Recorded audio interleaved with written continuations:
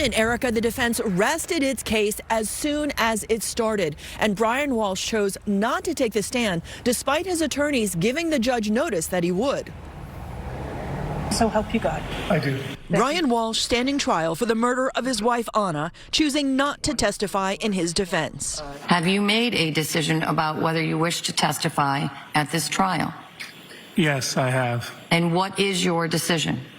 I will not testify. The decision, a last-minute change of course after the judge says his attorneys told her just yesterday Walsh would take the stand. Because of the volume of evidence and really the horrific nature of the inferences that can be drawn from some of the evidence about buying hacksaws, cleaning supplies, the Google searches, there was just so much information that he could be cross-examined on that I think the defendant and his attorneys ultimately decided they did not want to expose him to that type of cross-examination. Defense rests? Defense rests.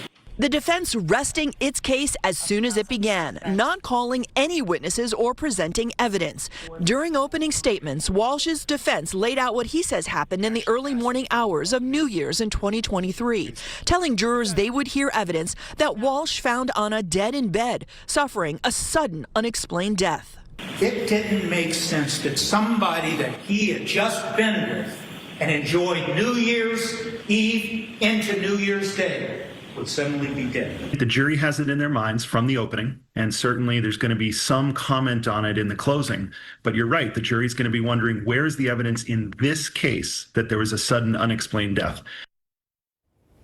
Now, we did hear about sudden unexplained death during the cross-examination of a witness with the medical examiner's office, but it was hypothetical. We'll find out tomorrow during closing arguments whether the defense raises this again. Live in Dedham, Sarah Conji, WCVB News Center 5. All right, Sarah, thank you. So joining us now to give some legal context to this, Dan Conley, former Suffolk County District Attorney. Dan, good to see you. Thanks for your time. Good to see you, Ben. Erica. Yeah, Dan, always good to have you. So are you surprised that the defense didn't call any witnesses? Why would that be? Well, you just watched the lead-up piece, Attorney Greg Kenny, who coincidentally was a great assistant DA during my administration, and I think he was spot on in a lot of his commentary. There was just so much fodder for cross-examination by the prosecution. The horrific nature of the hacking up of Anna's body and disposing it so callously, not to mention his art fraud conviction, which, reflects very negatively on his credibility and his ability to tell the truth. So they must have made a very calculated decision that the risk was too great to do so. Well, that implies putting him on the stand, but surely the defense probably could have called somebody else, right? I mean, it just seems odd here. You have the prosecution take about a week and change here, put together a case, all this surveillance video showing him on these shopping sprees, buying all these cleaning supplies, hacksaw, rugs, towels, rags, and then the jury has all that information from the prosecution standpoint, and then nothing from the defense, not even any other expert witnesses. As prosecutors and really as citizens, we understand that a defendant never has to prove his innocence.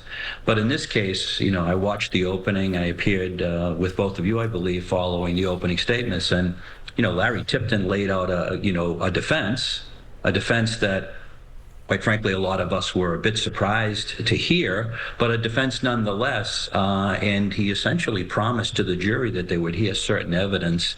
Will sort of be very interesting to see how the jury reacts. Again, they'll be told, I assume, by the judge multiple times that Brian Walsh doesn't have to prove his innocence. But the fact that his lawyer said in an opening statement that he was going to, I think there'll probably be some expectation on the jurors' part. Where is the evidence?